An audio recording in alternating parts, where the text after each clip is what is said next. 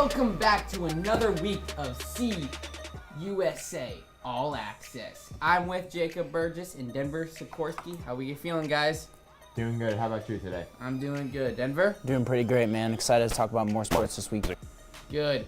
We have a packed episode this weekend. Last weekend we had to do a little side path because Mountain West came into the conversation. Yeah. But now we're back to normal.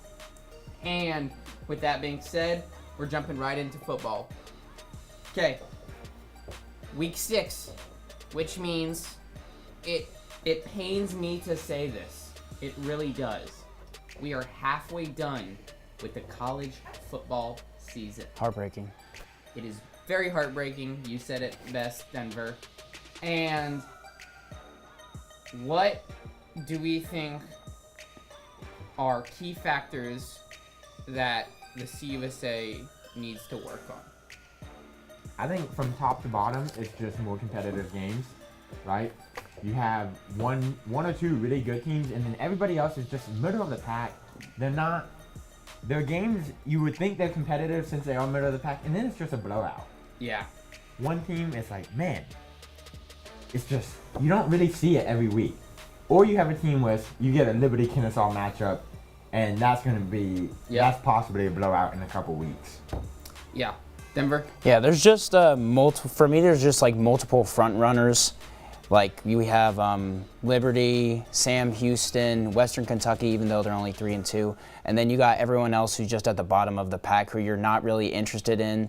So I just think with these conference games coming up, I think it's going to get real interesting throughout the next few weeks to see if some of those teams near the bottom can win a few games and make their way near the top where Liberty and Sam Houston are. Yep, so Liberty and Sam Houston, that's going to be a interesting one to square off with in a couple weeks as they're both 2-0 in the conference. But let's take a look at previous games. We didn't have a lot this weekend. Most teams, they were on a bye. But we had Sam Houston beating UTEP 41-21 and Jacksonville State beating Kennesaw State 63-24. Let's talk about the Sam Houston game where they came out on top over UTEP 41-21. Kind of expecting this one, guys, as UTEP bottom of the pack. What were your thoughts after the game? Well, Sam Houston's just made such a great jump. Last year they struggled early on. They had those 4 last weeks where they won 3 games, and they've taken that momentum into this season. They're starting off, they're 5-1 right now. They're 2-0 in conference. They are really pushing the pedal right now. And that's something that you love to see, making that jump from FCS to FBS, having them compete early on as an FBS school. Yes, they are. And, I mean, just the jump from this year to last year was tremendous. But the schedule gets harder. Later in the weeks, they're going against Liberty. We're going to mark that game on our schedule. But do we think they can keep the pedal to the metal and keep pushing and finish off top 2? Yeah, I think so.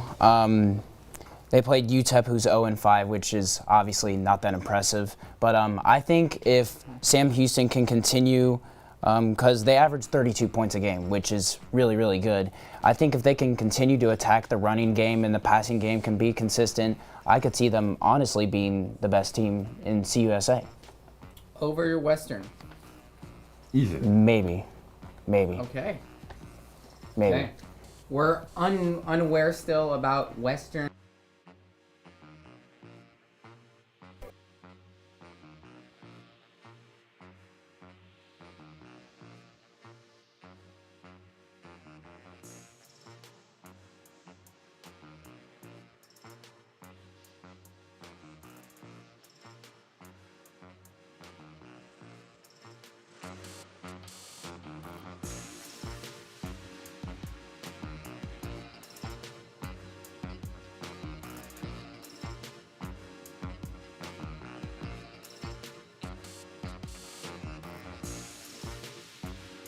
Both at that same level.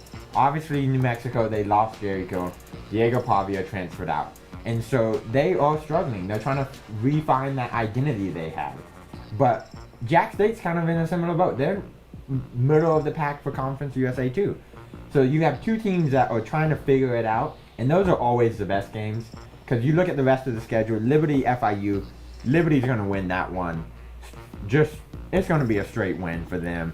They're not even going to blink when it comes to that. WKU's in a similar spot. TJ Finley went down. They haven't slowed down though. He went down, and the offense was exactly the same. Yes. It just clicked right to another guy. Yep. Didn't matter though.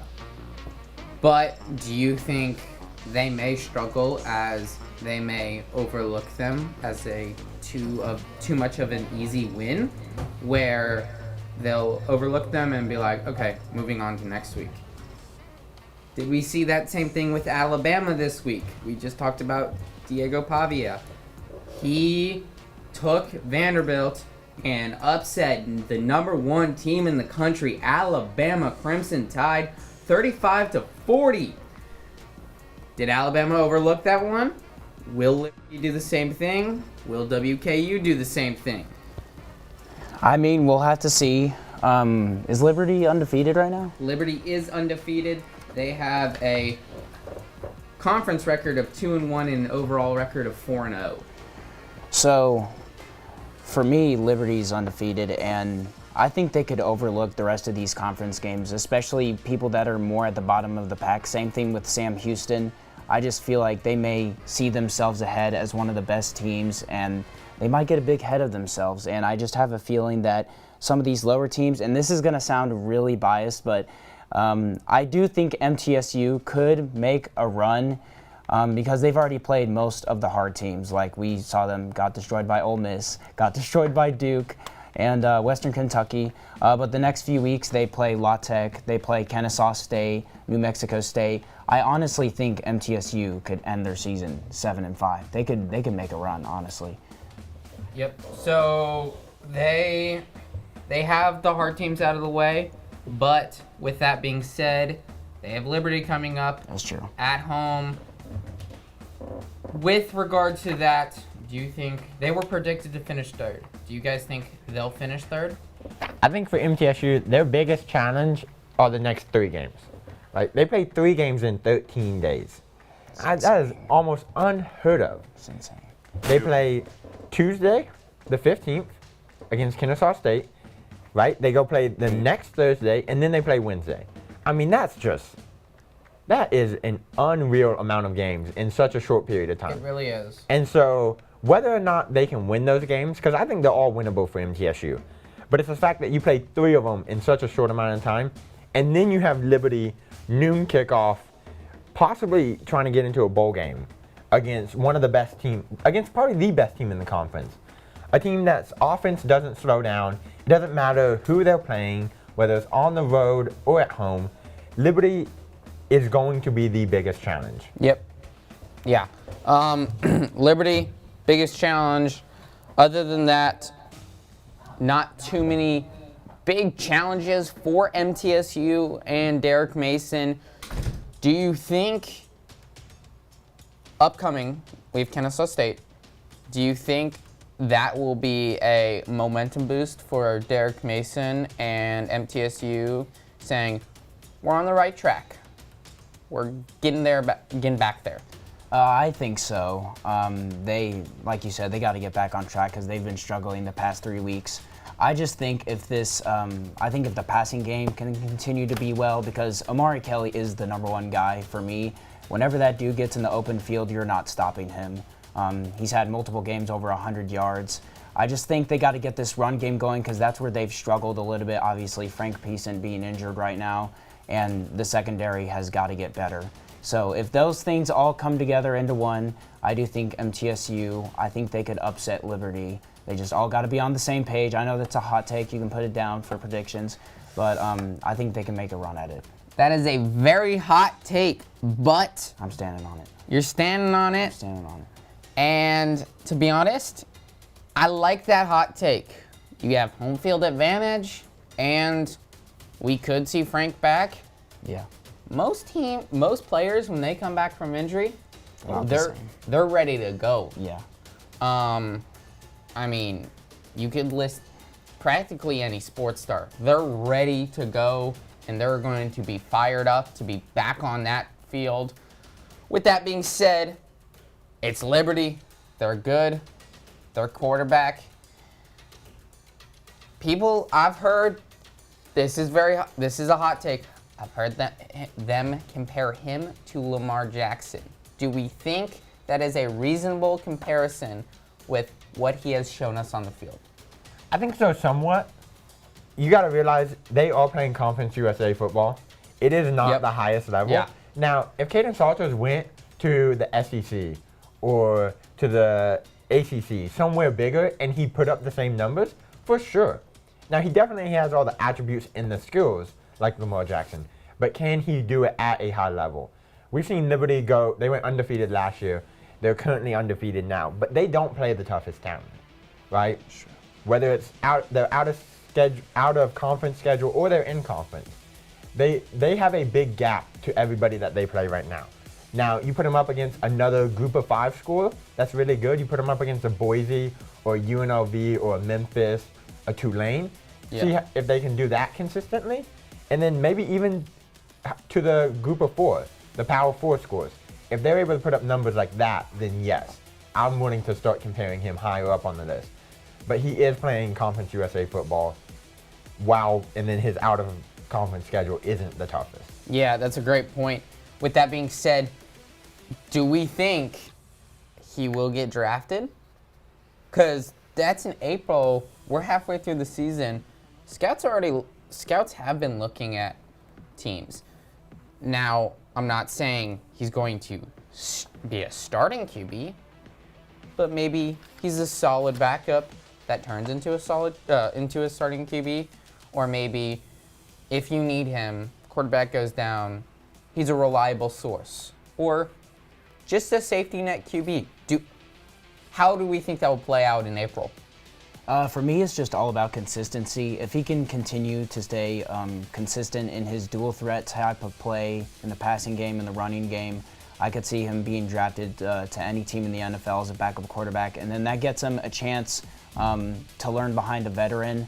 And then after a few years, we saw this with Jordan Love and Aaron Rodgers. Jordan Love sat behind Aaron Rodgers for about 3 to 4 years, and now he's playing and he's a top 10 quarterback in the NFL. So for Salters, I think if he gets drafted and he sits behind a good veteran quarterback who's been there for many seasons, he could learn for many, many years and gain those experiences, and he could be really, really good. I think you got to look at the postseason for them. Last year they played Oregon. It didn't go well for them. But now with this 12-team playoff, Liberty has a chance to make it. Yeah. And so let's say Liberty makes it as that group of 5 spot, and they make a run. They have a run in the postseason. I think that's where you see whether or not Caden Salters can handle the highest level and whether or not his draft stock goes up or down based off of that. Because if they make it to the playoffs, they win a game, they win maybe 2 games, it's going to skyrocket. Because he's going to have to do the same things he's doing now, but he's going to have to do it against top talent in college football. Even though they may not do the best, let's say they're that group of 5 team that makes it into the playoff. But they lose that first game. Do they look at the aspect of he can compete, but he didn't have the talent around him to compete? Or if you put him in a scenario where you have other stars in the NFL, he can compete? Or would that be, for you guys, if you guys were in the shoes of that NFL scout, too tough of a judgment to make? Because you could say he is the talent. You could say he's really good, but he doesn't have the talent around him. But you could also say, yeah, it was Conference USA. That's why he put up those numbers. I think he has some of the talent. You look at Liberty's run game, they have a really good run game. You look at the whole offense. The spread offense that they run, Coach Chadwell, he used it back at Coastal Carolina. They had success then. You look at it now at Liberty, they have the same success. It's a pick and plug option because they spread the ball as much as they can. They really do. So really, as long as you have somebody who's good enough at that level, whether it's college or NFL, in that offense, they're really able to spread it out. It makes it harder on the defense. And so the offense can have it to where it's not the 4 best wide receivers in the nation, but you're able to spread the ball, and that makes it better for anybody, whether you're the quarterback, the receivers, the line, the running back. It makes it harder on the defense. And so it's really a pick and plug type situation for them. Yeah. I agree with Jacob. Their receiver room, they may not have the best receivers, but they're still reliable guys who can make big plays and catch the ball. So for me, it's just Salters just has to continue playing well, and Liberty's got to stay consistent. So based off your point, Jacob, I want to bring up another topic with Liberty is they're a pick and play team, pick and plug. They spread out the offense. Do you think you do not need a solid line to beat Liberty? You need a below average to average line where you need a top tier secondary? I think the secondary and your middle linebackers, because Liberty's run game, they run the ball better than anybody in Conference USA. They are so good at it. So you need that second level. You want 1 or 2 guys on that line who can apply the pressure, maybe make Caden get the ball out faster. But after that, that's really all you need there. The secondary and those middle linebackers are going to be key, especially along with the outside linebackers, because they're going to spread it out. Your linebackers are going to be relied on more to cover those flats in that open area, make those open field tackles. And so I think whatever team can have a good secondary, and then those middle linebackers are going to be what gives Liberty the toughest problem. But even then, if you don't have the electric offense on the other side, it won't matter. Yep. Denver? It just all depends because with the dual threat quarterback, it's kind of a gimme. You don't know if you want to blitz or if you want to back off and play deep with the safeties and the corners. But it just depends whenever they run into a team that has a good secondary and a good interior. Whenever they run into a team that has both a good secondary and a good pass rush, it's going to be interesting to see how Salters handles it. So I'm interested to see that. Moving on from Liberty, we talked about the New Mexico State and Jacksonville State game. Both middle of the pack. It's going to be a good matchup to watch. Do you think Jacksonville State's run game will be too dominant for New Mexico State? I think it's definitely a possibility. New Mexico State, they played New Mexico last week. They gave up a ton of points. And so if you're able to capitalize on that as Jacksonville State, find those gaps within their defense, definitely exploit them. You could easily put up the 40+ that New Mexico put up on them last week. And you're at home. Jack State has a good home crowd, especially in They really do. Yeah, they really have a good home crowd, so they have the energy. One play, whether it's a 4th down and they get the first, or it's a massive 60-yard run, 60-yard pass, that crowd is going to light up. And one thing like that can flip the whole game for you from the sidelines point of view, from the energy, the atmosphere. And then New Mexico State, as we said, they're reeling. They lost their coach. They lost their quarterback. They're struggling this season so far. But at the same time, they also can put up some points. They lost to New Mexico, but they still put up 40+ points on them. And so that's going to be one of those middle-of-the-pack games where if you're invested in Conference USA football, you're going to want to watch. Yep. It's going to be interesting to see. Jacksonville State averages 204 rushing yards a game, which is 23rd in the nation. Trey Stewart had 4 rushing touchdowns last game. He has been so dominant. Their run game's been dominant all year. New Mexico State's kind of in a downfall right now, but as you said, they can put up points. So all they got to do is just stop the run or at least contain it, which is kind of hard because Jacksonville State's been annihilating the run all year. So all they got to do is just stop the run, contain the quarterback Huff, and it'll be interesting to see if New Mexico State can pull out a win on the road. Yep. So we're here in Middle Tennessee, in the borough. coming off a bye week, do we think Derek Mason can get the boys back on track and pick up a win against La Tech? I said they would end 7-5. I think this is where it can start. Is at La Tech. It's at La Tech, right? Yes, it is. It's at La Tech on the road. It's going to be all conference games are tough, so it's going to be a tough game. I think we'll come out with a win. I think the pass game has been consistent. They just got to keep the pass game going. Got to get the run game going with Krettel and Wilkins. And the secondary has to get better because they have been struggling to keep track of those wide receivers on the outside. So they got to get better. Yep. I think that's true too. Now they did have the break. How many people you have coming back from injury, we won't know yet. That's but true. Even the guys that are there, it gives them a break. It gives somebody like Nick Vadiato a break. The offensive line has struggled, which means Nick struggled. Yeah. He's been running for his life back there. He really has. And so that's a big concern there, is that it just gives him a time to, hey, let's go to practice. Let's make sure we're doing the simple things right. Because you add those small things up, and then that can add up to a whole drive of just doing the small things right. And so I think that's been their biggest focus. And then it gives them a break, whether they're injured or not. You just get that week to where you're not taking all the hitting. You're not taking the beating of an in-game situation. It gives you time to mentally reset. And from the coaching side to the player side, it's something that they've probably been looking forward to for a minute now. And it's something that they really needed. Yep. Last thing, well, first of all, I think this is the point that MTSU starts turning around. I think this bye week, they took time off, rested up, and made sure, and look back on that first half of the season. Okay, how did we do? What did we do well? What went wrong? From what went wrong, as we can tell, more went wrong than what went good. How can we take that stuff that we went wrong and the plays and the secondary and the injuries, how can we flip the script? With that being said, rapid fire before we move on to Conference USA Volleyball.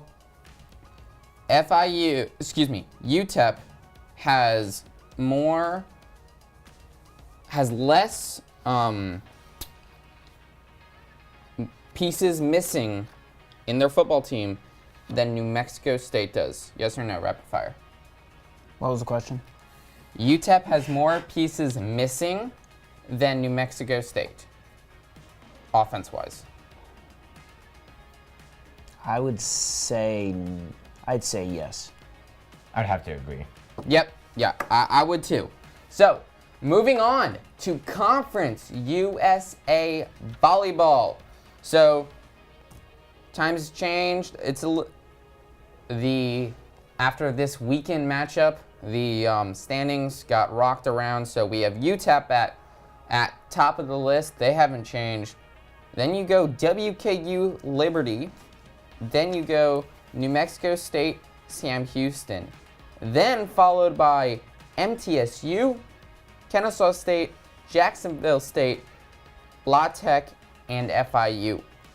Biggest jump was MTSU, going from second to last to now middle of the pack. We saw some exciting matchups this weekend. What do you guys think about these standings now? I think it was great for MTSU to bounce back. Obviously, they went to Sam Houston first weekend of conference play, lost both of their matches. Road matches are tough, though, especially against really good teams. If you have some of these scores, you have a big fan base in a smaller sport, something like a soccer or a volleyball. And so going into one of those environments is always hard. But then they had the home games this weekend. They really needed those, and they won both of them in exciting fashion. Yes, they did. Oh my gosh. For MTSU, taking the home wins against FIU were huge. Andy Spees? Yes. Spies. She's been on an absolute roll lately. She still has 3 years left, so she's going to be really dominant. Another team for me is Liberty. They're 10-6, currently 4-0 in the conference right now. they've been on a roll. So I've been having my eye on them. So Liberty's been really impressing. Yep, Liberty is making that early, not too early, but early to middle of the pack jump, and they have been coming on late quite well. So we do have some good volleyball matchups coming up. Liberty and FIU. Liberty's starting to rise up in the standings. FIU's bottom of the pack, but it's a conference win. Question for you guys. If Liberty cleanly sweeps both games in 3 sets, it's a clean sweep for both games, do you put them in the 1 or the 2 seed in the standings? That's tough. I'm gonna put them in the 2 seed. 2 seed. 2 seed. It's so early on in conference play. We're 2 weekends in. It really is. And I'm not a standings person. I was just making a guess. You know, now with 2 weeks left, you can start thinking about it. But every team, every coach, every player is taking it game by game. Yeah. Yeah. They're taking it set by set right now. And so I think that's going to be the biggest thing. You saw FIU give MTSU some problems this weekend. They challenged on some sets. They took them past 25 points. And so I think FIU's trying to do those small things right now. Challenge Liberty as much as you can in those sets, whether you win or lose them. You're trying to get those small runs going throughout the set, because those small runs lead to set wins. They lead to match wins. And eventually you could go home with 2 wins at the end of the weekend. Is it possible? For sure.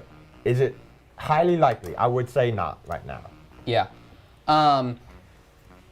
It's not highly likely, but in volleyball, anything can happen. I mean, on Saturday, the first 2 sets started off with an 6-0 run for FIU over Middle Tennessee. Middle Tennessee came back. They actually came back in all 3 sets and got the job done. But it was a little scary at the beginning. With that being said, we have a interesting matchup. MTSU at WKU in volleyball. WKU is currently 2nd in the standings. MTSU jumped up, and they're 5th. Who do you have in this one? Well, you got the 100 miles of hate right here. Yes, we do. And I've talked to people about it. Obviously, football, basketball is huge. I've talked to people about it in smaller sports. So I've talked to softball. I've talked to soccer. It is still a thing in these smaller sports. It doesn't matter what sport. They could be playing cricket against each other. We could have swim teams in Conference USA, and there would be 100 miles of hate. It really is. 100 miles of hate, doesn't matter the sport. It will be electric. I think WKUs are going to win. MTSU hasn't done great on the road this season. MTSU hasn't done great on the road this season. We saw them go to Sam Houston and lose. Sam Houston and WKU, they're about the same level. It is going to be a back and forth, though, the whole weekend. It really is. Yep. 100 miles of hate. You name the sport, they got it. And I think it's the best rivalry in Conference USA. Put it up there, though, with the best rivalry in all of sports, whether it's the Iron Bowl, anything like that. It's a hot take, but it's one of the best rivalry in sports because you have competition throughout all the sports. That's crazy. That's crazy. I was trying so hard not to laugh just now, but I was able to hold it in. So I'm going to go with MTSU to win. They've been on a roll lately. They have struggled on the road, but I think a huge road win against Western Kentucky could continue their confidence. So I'm going to go with MTSU, and obviously the rivalry plays into it, but give me MTSU. Nice. Nicely done. I like the pick. It's going to be a tough one. I think MTSU will win in 5 sets. They go all 5. But they have struggled on the road this year. It's the rivalry. It's the rivalry that makes the energy for MTSU, and we saw it on Saturday. MTSU, they had a block party, and I think you can say what you want to say. Defense will win you the game, and the blocks will make you beat WKU. That's how it gets done. By blocks. Offense and the defense. Okay. Yep. So, moving on to soccer. Your favorite sport. It is. It really is. I've been waiting all day. This is where he does all the talking, guys. This is going to be great. Okay. Jumping right into it. Conference USA Soccer is better than ever right now. It really is. Oh, God. You have, let's break down the conference. 6 teams make the playoffs, okay? Last year there was only, I think, 7 or 8 teams, so one person got left out. That's no fun. Now, we have 10 teams though, so more people get left out. The energy is higher. The games matter more, and I am stoked about it. You have FIU sitting atop of the conference. Now, they did have to postpone a game. They were supposed to play UTEP at home. Yep. Unfortunately, they had to postpone because of the weather. Hurricane Helene went through. I haven't gotten a recent update about their field, but they did have to postpone that game. So really, if you look at it, they're sitting at 4 wins, maybe a tie. They're somewhere between 11 and 12 points. If they lose to UTEP, I would be shocked. Upset of the year right there, calling it. UTEP is last in the conference. That's why it would be upset of the year right there. It would be upset of the year, but do you think it will happen? No. No. No. Nope. FIU came to play MTSU a few weeks ago and won 4-2. They were able to just flip the switch, right? Hat-trick in the second half. Hat-trick in the second half. They Wow. scored 2 goals in 8 seconds. They did, and I was starstruck. I was like, I've never seen that happen in soccer. Now, we saw in Nashville SC, 17 seconds into the game, New York scored, but 2 goals in 8 seconds. That's tough to do, Jacob. I know. And then FIU also beat Liberty. Right now, Liberty has 10 wins on the season. They have 2 in conference. And so to beat Liberty is almost the highest of the high in everything in Conference USA. Yep. They're really good at soccer, especially on the women's side. And so for FIU to beat them, that's one of those wins. That's a statement win right there for them. Now for the rest of the conference, though, it's a tight battle. It really is. And man, am I excited for it. Right? Because it's not wins or losses. You have points, and the point system is amazing. We have 2 teams right now. We have Sam Houston and MTSU both sitting at 9 points. My apologies there. Then you have Liberty, they've opened conference and struggled a little bit, but they're still sitting at 7 points. New Mexico is sitting at 2 times 3 is 6 plus 2. They're sitting, that's not even the right math, my bad. They're also sitting at 7 points. I forgot how the record went. It goes win, loss, tie. But you only have 6 teams making the playoffs still. And so I think that's the most interesting thing. You're going to have more teams miss out. The bubble is so big for Conference USA right now. And Yes. with 2 weeks remaining, each team has max 4 games. If you're FIU, you have 5 since you had to postpone that one. But they're going to have, it's going to come down to the wire this year. It really is. And this is the first year in Conference USA that it comes down to the wire because of the expansion of teams. But do you think a team like MTSU, who just made a large jump in the standings, will get it done and maybe get that 2 seed? They're right now at the 3. They're at the 3 spot. Will they get it done and just keep the momentum going and pick up that 2, maybe somehow get that 1 seed? Maybe? Possibly. If you look at their last 2 weeks, though, they went 3-1 with 2 games on the road. So they went and beat UTEP, which everybody's beating UTEP. So that's expected. They went and played New Mexico. They held on with New Mexico for 87 minutes. They did lose 1-0, but that's one of those wins that's one of those losses you look at, and it's a great learning point. And then they won 2 games at home this week. And not only that is they've changed their whole lineup, right?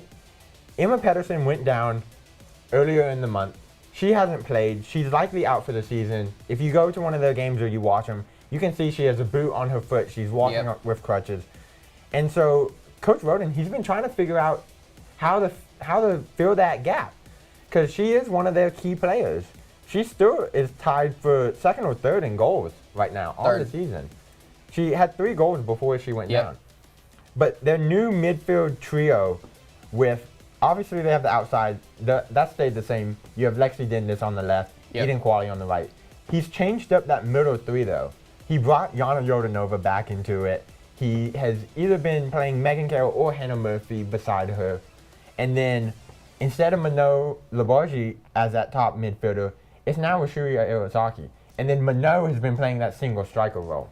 And it's worked for them the past 2 weeks. I really think they should have put Mano earlier in that single striker role, especially from that corner kick position. You can put it in from any corner, and I said it's not a definite goal, but it's a definite. She'll be there, and if she gets her hands on the ball, she'll put it in. It's the aspect of being versatile, and I think right now MTSU is the best in the conference in being versatile, and Coach Roden made that happen because one player went down. He's the best coach in Conference USA for being able to make the quickest adjustments and get the team back on track. I think it's worked this year. Obviously, they had 2 rough seasons the past 2 years. They only won 2 conference games last year. They didn't win a single one the year before. It has turned around, though, slowly.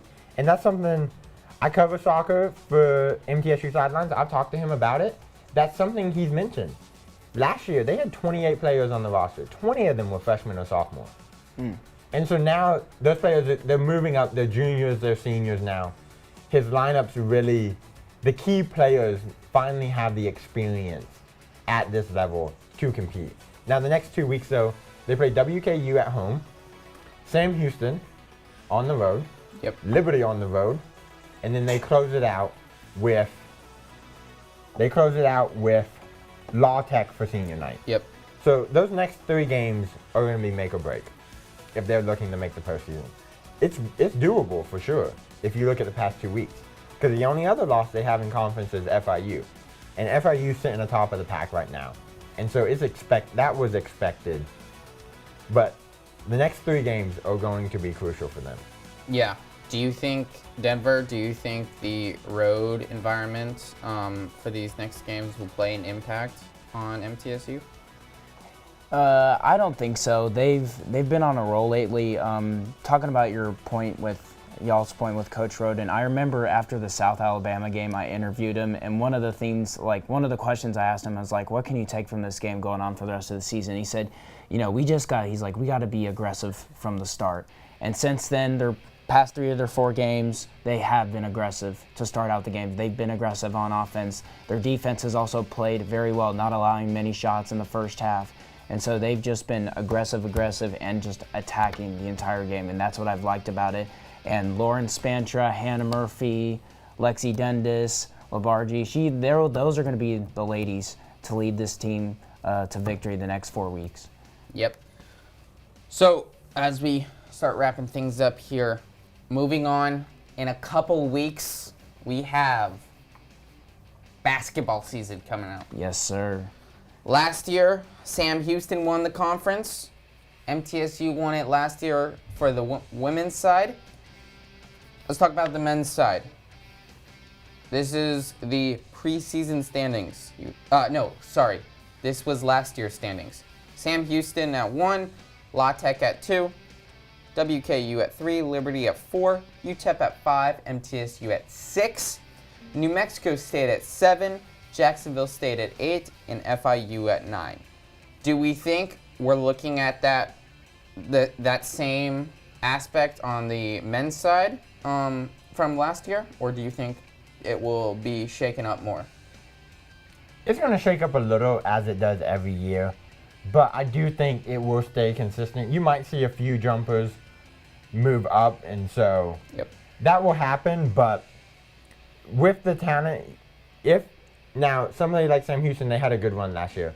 Transfers going out, trying to go to bigger schools, definitely a possibility.